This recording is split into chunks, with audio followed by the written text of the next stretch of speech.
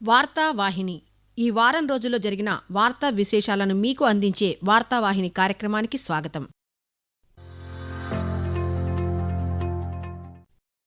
పశ్చిమాసియా ప్రాంతాల్లో ఘర్షణలు తలెత్తినప్పటి నుంచి భారతదేశం చేపట్టిన దౌత్య ప్రయత్నాలను ప్రధానమంత్రి నరేంద్ర మోదీ రాజ్యసభలో సోమవారం వివరించారు. ప్రతి సంక్షోభ సవాళ్లను తట్టుకోగలిగేలా గత 11 ఏళ్లలో స్థిరమైన దూరదృష్టితో కూడిన నిర్ణయాలు తీసుకున్నామన్నారు. ప్రస్తుతం దేశానికి అవసరమైన ముడి చమురులో 90% పైగా విదేశీ నౌకల ద్వారానే రవాణా అవుతోందని, సంక్షోభ సమస్యను పరిష్కరించడం లక్ష్యంగా దేశంలోనే నౌకల తయారీ కోసం దాదాపు 70,000 కోట్ల రూపాయలతో భారీ మిషన్ను ప్రభుత్వం ప్రారంభించిందని తెలిపారు. దేశ స్వావలంబనే లక్ష్యంగా ప్రతి రంగంలోనూ ఇతర దేశాలపై ఆధారపడటం తగ్గించేందుకు గత కొన్నేళ్లుగా కేంద్ర ప్రభుత్వం నిరంతరం కృషి చేస్తోందని ప్రధానమంత్రి నరేంద్ర మోదీ తెలుపుతూ, मैं आपके माध्यम से देश को ये आश्वासन देना चाहता हूं कि भारत के पास क्रूड ऑयल के पर्याप्त स्टोरेज के और निरंतर सप्लाई की व्यवस्थाएं है. हमारी सरकार की कोशिश है कि ईंधन के किसी एक ही स्रोत पर ज्यादा निर्भरता न रहे.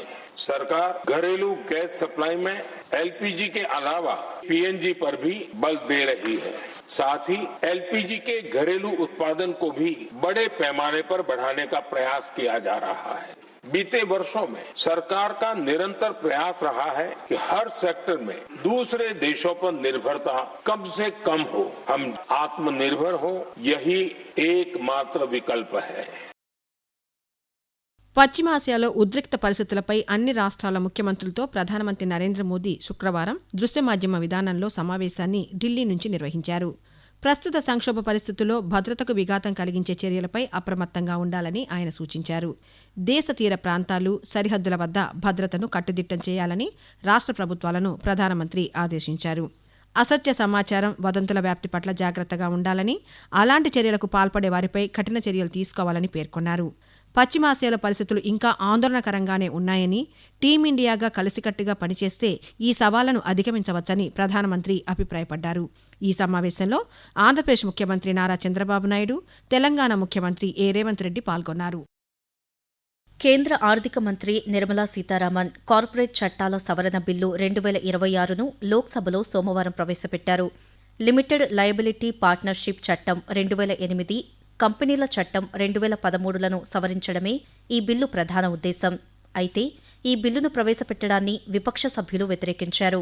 వారి ఆందోళనలకు నిర్మలా సీతారామన్ బదులిస్తూ, ప్రతిపాదిత సవరణ మరిన్ని పెట్టుబడులను ఆకర్షించడమే కాకుండా కార్పొరేట్ పాలనను కూడా సులభతరం చేస్తుందని చెప్పారు. అనంతరం సమగ్ర విశ్లేషణతో కూడిన తదుపరి పరిశీలన కోసం ఈ బిల్లును సంయుక్త పార్లమెంటరీ కమిటీ జేపీసీకి పంపాలని నిర్మలా సీతారామన్ ప్రతిపాదించారు. అదేవిధంగా 2026-27 ఆర్థిక సంవత్సరానికి కేంద్ర ప్రభుత్వ ఆర్థిక ప్రతిపాదనలకు ఆమోదం తెలిపే ఫైనాన్స్ బిల్లు 2026ను కూడా పరిశీలన ఆమోదం కోసం సభలో కేంద్ర మంత్రి ప్రవేశపెట్టారు. హిందూ, సిక్కు, బౌద్ధ మతాలకు చెందిన వ్యక్తులు మాత్రమే షెడ్యూల్ కులం ఎస్సీ హోదాను పొందేందుకు అర్హులని సుప్రీంకోర్టు మంగళవారం తీర్పు వెలువరించింది. ఆంధ్రప్రదేశ్ హైకోర్టు ఇచ్చిన ఒక ఉత్తర్వును సమర్థిస్తూ, క్రైస్తవ మతం వంటి ఇతర మతాలకు మారడం వల్ల షెడ్యూల్డ్ కుల హోదాను తక్షణమే పూర్తిగా కోల్పోతారని స్పష్టం చేసింది. ఒక వ్యక్తి క్రైస్తవ మతంలోకి మారి ఆ మతాన్ని అనుసరిస్తే అతనిని షెడ్యూల్డ్ కుల సభ్యునిగా పరిగణించలేమని సుప్రీంకోర్టు పేర్కొంది. క్రైస్తవ మతంలోకి మారిన ఎస్సీ వ్యక్తి షెడ్యూల్డ్ కులాలు, షెడ్యూల్డ్ తెగల చట్టం కింద రక్షణ పొందలేరని జస్టిస్ పీకే మిశ్రా, జస్టిస్ మన్మోహన్లతో కూడిన ధర్మాసనం తీర్పు ఇచ్చింది. 1950 నాటి రాజ్యాంగ ఉత్తర్వుల ప్రకారం ఈ నిబంధన స్పష్టంగా నిర్ధారించబడిందని పేర్కొంది. భారత రాజకీయాల్లో ప్రధానమంత్రి నరేంద్ర మోదీ ఆదివారంతో చారిత్రాత్మక మైలురాయిని చేరుకున్నారు. ప్రభుత్వానికి ఎన్నికై అత్యధిక కాలం నాయకత్వం వహించిన భారతీయ నేతగా ఆయన నిలిచారు. ఇప్పటి వరకు 8,930 రోజుల పాటు సిక్కిం ముఖ్యమంత్రిగా పనిచేసిన పవన్ కుమార్ చామ్లింగ్ పేరిట ఉన్న రికార్డును నరేంద్ర మోదీ అధిగమించారు. గుజరాత్ ముఖ్యమంత్రిగా, దేశ ప్రధానమంత్రిగా కలిపి నరేంద్ర మోదీ మార్చి 22తో 8,931 రోజులు పూర్తి చేసుకుని పాలకుడిగా 25వ సంవత్సరంలోకి అడుగుపెట్టారు. నరేంద్ర మోదీ తన రాజకీయ ప్రయాణంలో పలు రికార్డులు నెలకొల్పారు. గుజరాత్లో అత్యధిక కాలం ముఖ్యమంత్రిగా, అలాగే ముఖ్యమంత్రి అనుభవంతో ప్రధానమంత్రి పదవిలోకి వచ్చిన తొలి నాయకుడిగా గుర్తింపు పొందారు. టికెట్ల రద్దు, బోర్డింగ్ స్టేషన్ మార్పునకు సంబంధించి రైల్వే శాఖ నిబంధనలను మంగళవారం సవరించింది. టికెట్ల బ్లాక్ మార్కెటింగ్లో దళారుల ప్రమేయాన్ని అడ్డుకోవడంతో పాటు ప్రయాణికులకు మరింత సౌలభ్యం కల్పించడమే లక్ష్యంగా ఈ మార్పులు చేసినట్టు రైల్వే శాఖ మంత్రి అశ్విని వైష్ణవ్ వెల్లడించారు. న్యూఢిల్లీలో పాత్రికేయులతో ఆయన మాట్లాడుతూ ఈ కొత్త నిబంధనలు ఏప్రిల్ 1 నుంచి 15 మధ్య దశలవారీగా అమల్లోకి వస్తాయని తెలిపారు. టికెటింగ్ విధానంలో దళారులు చేస్తున్న మోసాలను అరికట్టేందుకే రిఫండ్ నిబంధనలను కఠినతరం చేసినట్లు అశ్వని వైష్ణవ్ తెలిపారు. సవరించిన నిబంధనల ప్రకారం టికెట్ రద్దు చేసుకునే సమయాన్ని బట్టి రిఫండ్ మొత్తం ఆధారపడి ఉంటుందని కేంద్ర మంత్రి వెల్లడిస్తూ जो बिचौलिए और टाउट्स टिकट को तुरंत लेना चाहते हैं उसके ऊपर बहुत कड़ी कार्रवाई हुई है। 3 करोड़ से ज्यादा फेक अकाउंट हटाए गए और कई जगह टेक्नोलॉजी के माध्यम से एक साथ टिकट बुक कर देते थे, वो करीब बहुत बड़ी मात्रा में उसको समाप्त कर दिया गया है। आज जेन्युइन पैसेंजर्स को कंफर्म टिकट मिलने लगा है। జల్ జీవన్ మిషన్ 2.0 పై కేంద్ర ప్రభుత్వంతో రాష్ట్ర ప్రభుత్వం ఢిల్లీలో మంగళవారం అవగాహన ఒప్పందాన్ని కుదుర్చుకుంది. ఈ కార్యక్రమంలో కేంద్ర జలశక్తి శాఖ మంత్రి సిఆర్ పాటిల్ పాల్గొనగా ముఖ్యమంత్రి నారా చంద్రబాబు నాయుడు, ఉప ముఖ్యమంత్రి కె పవన్ కళ్యాణ్ అమరావతి నుంచి దృశ్య మాధ్యమ విధానంలో పాల్గొన్నారు. ఈ సందర్భంగా సిఆర్ పాటిల్ మాట్లాడుతూ జల్ జీవన్ మిషన్ కార్యక్రమం మొదటి దశలో 16 కోట్ల మంది గృహాలకు కొలాయిలు ఇచ్చామని ప్రస్తావించారు. అనంతరం చంద్రబాబు నాయుడు మాట్లాడుతూ ప్రతి ఇంటికి సురక్షితమైన తాగునీరు అందించాలనే లక్ష్యంతో రాష్ట్ర ప్రభుత్వం పనిచేస్తోందన్నారు. రాష్ట్రంలో గ్రామీణ తాగునీటి సరఫరా వ్యవస్థ నిర్వహణకు ప్రభుత్వం ప్రాధాన్యతనిస్తూ జల్ జీవన్ మిషన్ అమలుపై సమగ్ర విధానాన్ని ప్రకటించిందని తెలిపారు. దేశంలో లాక్డౌన్ విధిస్తారంటూ వస్తున్న వదంతులు నిరాధారమైనవని కేంద్ర పెట్రోలియం, సహజ వనరుల శాఖ మంత్రి హర్దీప్ సింగ్ పురి సామాజిక మాధ్యమంలో శుక్రవారం తెలిపారు. కేంద్ర ప్రభుత్వం వద్ద అటువంటి ప్రతిపాదనలు ఏవీ లేవని స్పష్టం చేశారు. ప్రపంచ పరిస్థితి అస్థిరంగా ఉన్నందున ఇంధనం, సరఫరా వ్యవస్థ, నిత్యావసర వస్తువుల రంగాలలో జరుగుతున్న పరిణామాలను ప్రభుత్వం ఎప్పటికప్పుడు నిశితంగా పర్యవేక్షిస్తోందని పేర్కొన్నారు. పౌరులకు ఇంధనం, విద్యుత్, ఇతర కీలక సరఫరాలు నిరంతరాయంగా అందేలా చూసేందుకు అవసరమైన అన్ని చర్యలు తీసుకుంటున్నామని, భవిష్యత్తులో తలెత్తే సవాళ్లను ఎదుర్కోవడానికి భారత్ సిద్ధంగా ఉందని తెలిపారు. ఆంధ్రప్రదేశ్ రాజధానిగా అమరావతికి చట్టబద్ధత కల్పించాలని కేంద్ర ప్రభుత్వాన్ని కోరుతూ రాష్ట్ర శాసనసభ శనివారం ప్రత్యేకంగా సమావేశమయ్యింది. ఈ సమావేశంలో ఆంధ్రప్రదేశ్ పునర్వ్యవస్థీకరణ చట్టం 2014 సెక్షన్ 5లో రాష్ట్ర రాజధానిగా అమరావతి అనే పదాన్ని చేర్చాలని కేంద్ర ప్రభుత్వాన్ని కోరుతూ శాసనసభ తీర్మానం చేసింది. రాష్ట్ర రాజధానిగా అమరావతిని గుర్తిస్తూ అసెంబ్లీ ప్రత్యేక తీర్మానం చేసింది. అలాగే రాజధాని ప్రాంత అభివృద్ధి ప్రాధికార సంస్థ సిఆర్డీఏ చట్టంలో కొత్త రాష్ట్ర రాజధాని అనే పదానికి బదులుగా అమరావతి అనే పదాన్ని రాష్ట్ర ప్రభుత్వం చేర్చింది. అమరావతికి చట్టబద్ధత కల్పిస్తూ ముఖ్యమంత్రి నారా చంద్రబాబు నాయుడు సభలో తీర్మానాన్ని ప్రవేశపెట్టారు. అధ్యక్ష, ఆంధ్రప్రదేశ్ రాష్ట్ర సమగ్ర అభివృద్ధి కోసం అమరావతిని రాష్ట్ర రాజధానిగా గుర్తిస్తూ స్పష్టమైన, స్థిరమైన నిర్ణయంతో ముందుకు సాగడం అత్యవసరమని అభిప్రాయపడుతున్నాం. దీనికి అవసరమైన అన్ని రక్షణాత్మక చర్యలు తీసుకోవాలని భావిస్తూ సంబంధిత చట్టాల్లో తగిన సవరణలు చేయడం ద్వారా రాజధానిపై స్పష్టతను, స్థిరత్వాన్ని కల్పించవచ్చని గుర్తిస్తూ ఆంధ్రప్రదేశ్ శాసనసభ క్రింది విధంగా తీర్మానిస్తోంది. ట్రాన్స్జెండర్ల హక్కులను పరిరక్షించేందుకు ప్రభుత్వం కృషి చేస్తోందని కేంద్ర సామాజిక న్యాయం, సాధికారత శాఖ మంత్రి వీరేంద్ర కుమార్ తెలిపారు.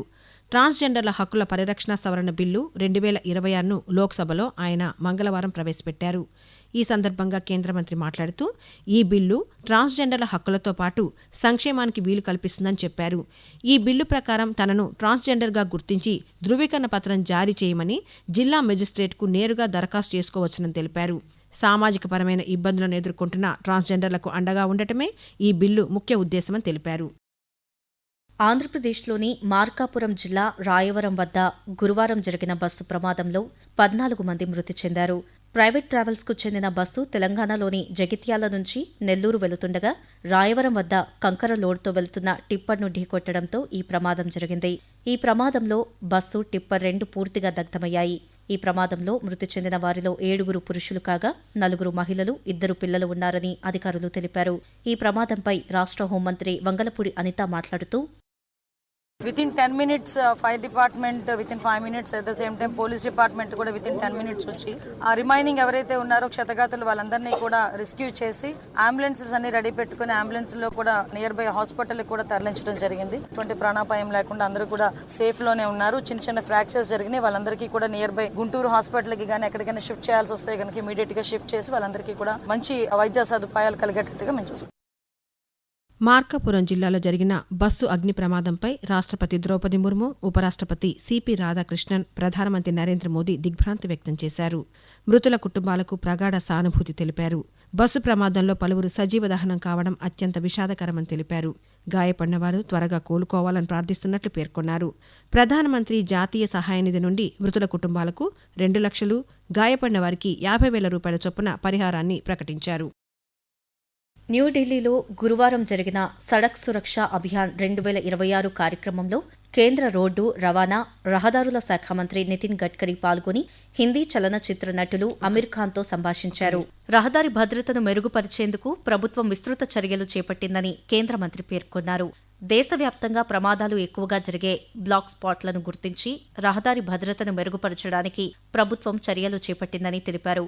వాహనాల్లో 6 ఎయిర్ బ్యాగులను తప్పనిసరి చేయడం, కీలకమైన రోడ్డు భద్రతా చట్టాలను ప్రవేశపెట్టడం, లైసెన్సింగ్ వ్యవస్థను డిజిటలైజ్ చేయడం, 200కు పైగా డ్రైవింగ్ శిక్షణా కేంద్రాలను ఏర్పాటు చేయడం వంటి చర్యలను ప్రభుత్వం చేపట్టిందని నితిన్ గడ్కరీ పేర్కొంటూ रोड इंजीनियरिंग में काफी कमियां थी, हम लोग उसको पूरी तरह सुधार कर रहे हैं और जो अनेक एक्सीडेंट होते हैं उसको हम ब्लैक स्पॉट कहते हैं और हमने वो आइडेंटिफाई किए और अभी हमने 40,000 करोड़ रुपए इसके ऊपर खर्चा किए हैं. जो लैंडस्लाइड्स होती है जैसे हिमालयन टेरिन में उत्तराखंड, हिमाचल या कश्मीर में, वहां हमने 350 ऐसे स्पॉट आइडेंटिफाई किए.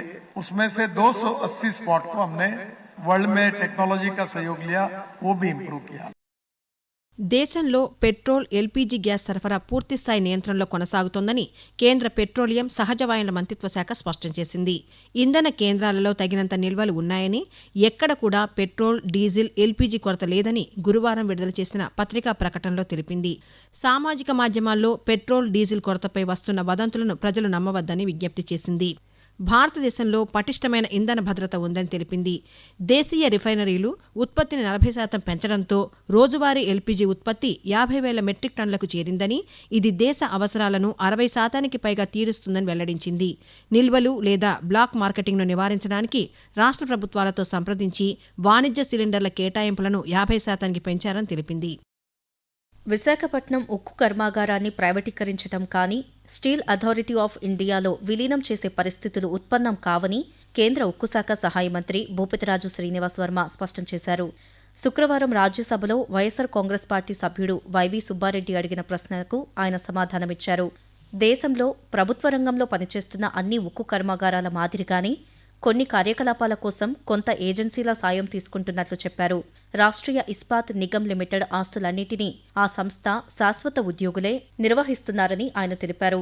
కేంద్ర ప్రభుత్వ రంగంలోని ఇతర స్టీల్ ప్లాంట్ల తరహాలోనే ఈ చర్యలు తీసుకుంటున్నామని కేంద్ర మంత్రి భూపతిరాజు శ్రీనివాస్ వర్మ పేర్కొన్నారు. దేశ రక్షణ సామర్థ్యాలను పెంపొందించేందుకు సుమారు 2 లక్షల కోట్ల రూపాయలు విలువైన ప్రతిపాదనలకు రక్షణ శాఖ శుక్రవారం ఆమోదం తెలిపింది. రక్షణ శాఖ మంత్రి రాజ్నాథ్ సింగ్ అధ్యక్షతన జరిగిన రక్షణ సేకరణ మండలి సమావేశంలో దీనికి ఆమోదం లభించినట్లు ఆ మంత్రిత్వ శాఖ పేర్కొంది. భారత సైన్యానికి చెందిన air defence tracked system, armoured piercings tank ammunition, high capacity radio relay, Dhanush gun system, runway independent aerial surveillance సిస్టమ్లకు ఆమోదం లభించినట్లు మంత్రిత్వ శాఖ తెలిపింది. ఢిల్లీ పర్యటనలో భాగంగా వైద్య ఆరోగ్య శాఖ మంత్రి సత్యకుమార్ యాదవ్, కేంద్ర మంత్రులు గజేంద్ర సింగ్ షెకావత్, పీయూష్ గోయల్, జువల్ ఓరంను కలిసి రాష్ట్రానికి సంబంధించిన పలు అంశాలపై బుధవారం చర్చించారు. స్వదేశ్ దర్శన్ కింద రాష్ట్రంలోని లేపాక్షి, నిమ్మలకుంట, గండికోట, బెలూం గుహలు, అహోబిలం ప్రాంతాల పర్యాటక అభివృద్ధికి సహకారం అందించాలని కేంద్ర పర్యాటక శాఖ మంత్రి గజేంద్ర సింగ్ షెకావత్ కోరారు. శ్రీ సత్యసాయి జిల్లాలోని ముదిగుబ్బలో plug and play industrial park ఏర్పాటు చేసి స్థానిక యువతకు ఉద్యోగ ఉపాధి అవకాశాలు కల్పించాలని కోరారు. గిరిజన విద్యార్థులకు నాణ్యమైన విద్యను అందించేలా ధర్మవరంలో ఏకలవ్య మోడల్ రెసిడెన్షియల్ స్కూల్ మంజూరు చేయాలని కేంద్ర గిరిజన వ్యవహారాల మంత్రి జువల్ ఓరం విజ్ఞప్తి చేశారు. ఈ వారం రోజుల్లో జరిగిన వార్తా విశేషాలను మీకు అందించే వార్తావాహిని కార్యక్రమాన్ని ఇప్పటివరకు విన్నారు. వ్యాఖ్యానం కె ఉమారాణి, కె సుమ. సాంకేతిక సహకారం ఎం సతీష్. సమర్పణ ప్రాంతీయ వార్తా విభాగం, ఆకాశవాణి విజయవాడ కేంద్రం.